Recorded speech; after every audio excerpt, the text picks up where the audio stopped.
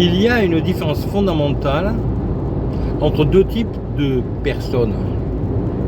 D'un côté, il y a les personnes qui travaillent à leur compte. Les patrons, les chefs d'entreprise, les indépendants, les artisans. Et d'un autre côté, il y a les personnes qui sont employées, c'est-à-dire qui travaillent pour quelqu'un d'autre. On a beau dire, les deux conditions de travail divergent totalement et finissent par modifier la perception que l'on a, non seulement du travail en général, mais de notre vie dans le monde du travail en particulier.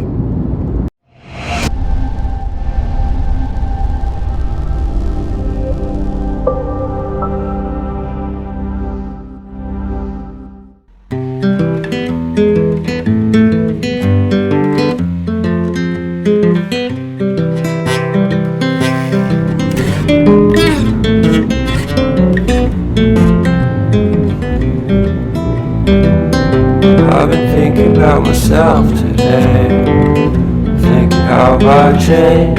Alors bien souvent, on a tendance à minimiser cet aspect en considérant qu'un individu, finalement, c'est un individu.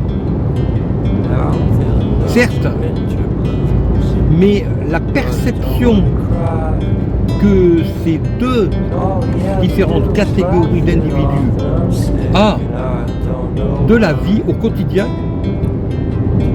divergeant radicalement, fait que ces deux catégories de personnes fonctionnent et vivent totalement différemment. Alors je m'explique, et pour cela, il faut tout d'abord que je précise que tout au long de ma vie, j'ai eu fait partie alternativement soit de l'une des deux catégories, soit de l'autre, mais le plus souvent des deux à la fois. J'ai été tout au long de ma vie enseignant au sein de l'éducation nationale, parfois dans des écoles privées, sinon au niveau universitaire. Mais parallèlement à cela, depuis 1997, j'ai également en parallèle quasiment toujours eu une entreprise. Alors j'ai eu des entreprises où j'étais indépendant, seul. J'ai même commencé en tant qu'artisan. Puis j'ai eu des entreprises où j'ai eu des salariés. J'en ai eu stagiaires compris jusqu'à une quinzaine. Puis petit à petit, je me suis orienté sur des structures sans salariés qui faisaient appel à des intervenants. Cela est bien entendu un idéal, mais ce n'est pas viable à long terme. Car quand une entreprise fonctionne bien, à un moment donné, il faut au moins du personnel pour gérer l'aspect administratif. Alors je vais brosser ici les grosses différences que je vois dans ces deux statuts. D'un côté, quand on est salarié, c'est vrai que on est quand même plus serein au quotidien, en ce sens que l'on n'a pas de grosses responsabilités, ou disons que les responsabilités que l'on a sont limitées au travail pour lequel on est payé. Mais dès que l'on sort de son travail, en général, on est tranquille, on fait ses 35 heures, on a ses week-ends, on a ses vacances. On n'a pas sur la tête la responsabilité d'une entreprise. C'est la grosse différence. On sait donc que l'on gardera son travail généralement aussi longtemps que l'entreprise perdure, si on fait bien son travail et si on ne se met pas en mauvaise position au niveau des personnes responsables de l'entreprise. Donc on a une certaine tranquillité, c'est vrai. D'un autre côté, les salaires sont relativement petits. Quand j'entends par petit, je prends pour base le fait que très peu de salaires dépassent les 2000-2500 euros à l'heure actuelle, et plus de 50% des salaires sont au-dessous de 2000 euros. Ce que j'appelle petit salaire, en ce sens que cela permet de survivre, mais cela ne permet que difficilement de faire beaucoup plus. Il est difficile de partir en vacances sans compter le moindre sou. lorsque l'on gagne 1500 à 2000 euros. Au niveau véhicule, on a certes un véhicule, mais on est très limité. Et tout va de pair. Les sorties, les loisirs. Donc quand on est salarié, on paye très chèrement, je dirais, une certaine tranquillité, une certaine sécurité d'emploi. Bien que je pourrais revenir là-dessus, car les personnes qui se croient le plus à l'abri d'une perte d'emploi étant les fonctionnaires, ceux qu'ils payent d'ailleurs très très cher, ils le savent tous, ne sont en rien à l'abri d'une perte d'emploi. Il suffit de voir ce qui se passe lorsque l'on tombe malade alors que l'on est fonctionnaire. Eh bien, cela a des limites. Donc, on n'est en rien vraiment à l'abri quand on est fonctionnaire, et donc encore moins lorsque l'on est simple salarié. Mais malgré tout, on a cette impression d'avoir une sécurité d'emploi, et on paye finalement pour cette impression, le fait d'avoir un salaire qui oscille entre le SMIC et 2500, 3000 euros, dirons-nous, à l'heure actuelle. Le chef d'entreprise, en contrepartie,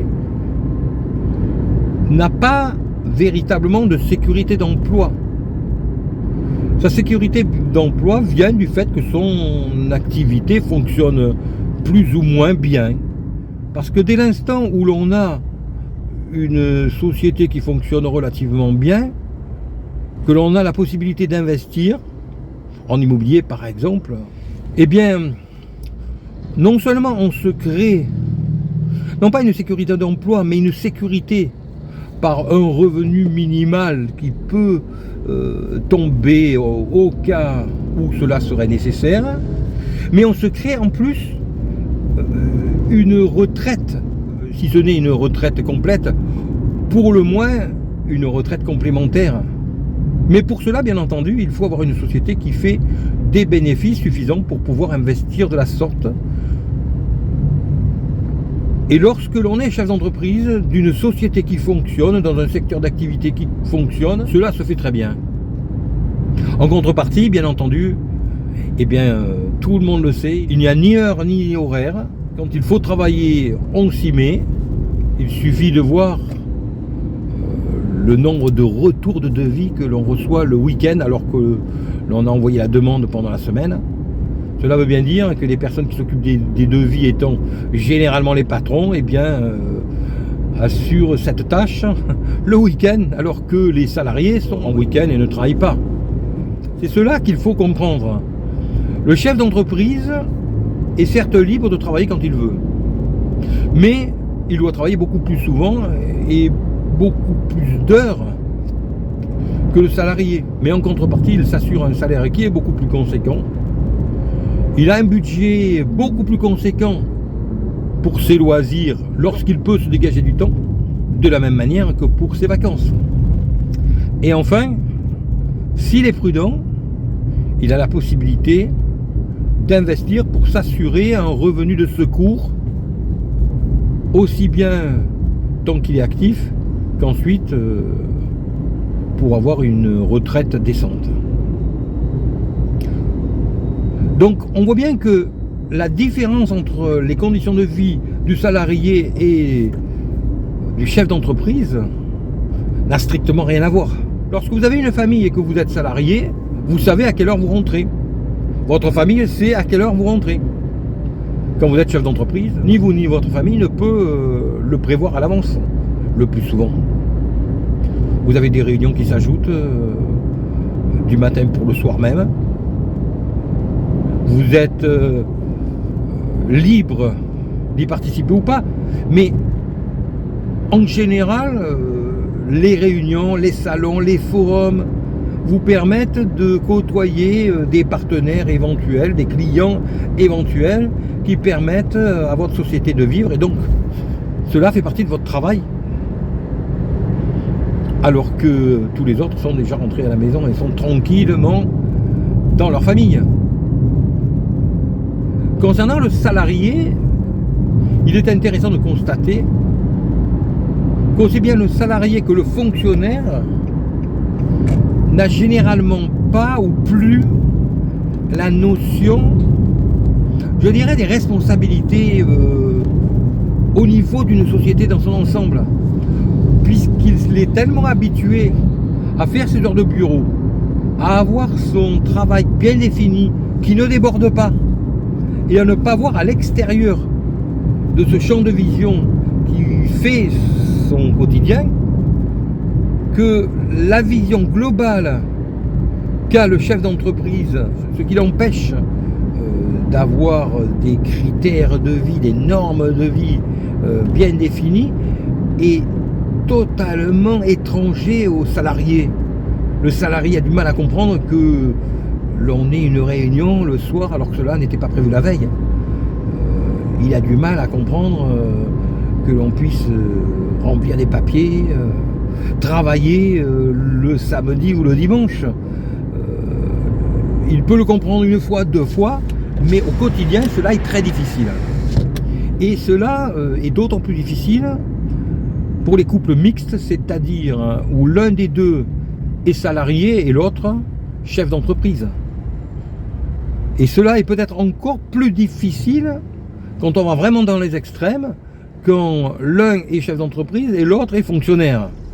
Parce que nous avons d'un côté l'esprit du fonctionnaire qui, sans être critiqué, parce que le fonctionnaire forcément se sent toujours critiqué par le chef d'entreprise, n'en est pas moins totalement différent du chef d'entreprise.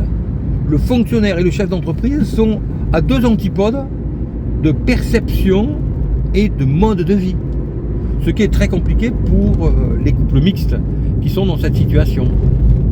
En général, c'est le fonctionnaire qui ne comprend pas que l'on puisse vivre sans règles, sans horaire, pour ce qu'il pense être une absence de règles et d'horaire.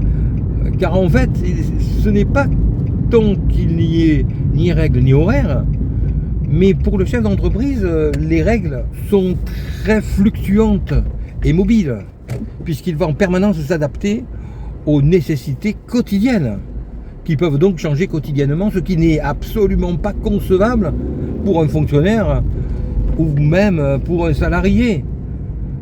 Les fonctionnaires, les salariés vont poser leurs vacances des semaines à l'avance, voire des mois. Ils savent donc à l'avance, forcément, quand ils seront en vacances, alors que le chef d'entreprise ne le sait pas. Il sait qu'il va essayer de prendre une semaine de vacances à Noël, par exemple. Il sait qu'il essaiera d'être un petit peu en vacances pendant l'été. Mais il ne peut pas en avoir de certitude jusqu'à très peu de temps avant la dite période. Parce que si, au moment où il comptait prendre ses vacances, il y a un impératif qui intervient pour la vie de sa société, et bien forcément, il fera passer cet impératif avant tout autre impératif.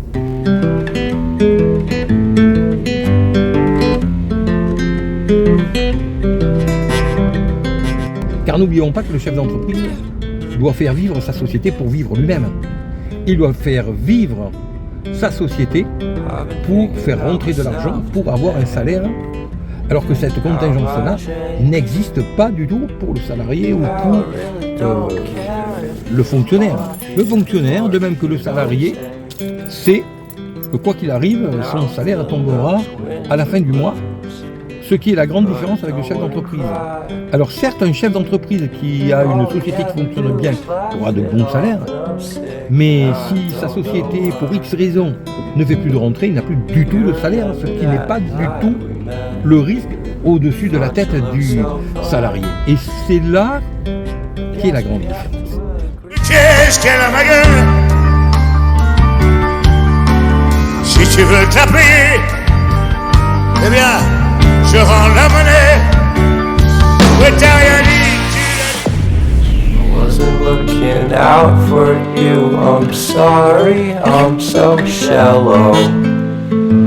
But I'm still looking forward to watching part 2 of Deathly Hallows.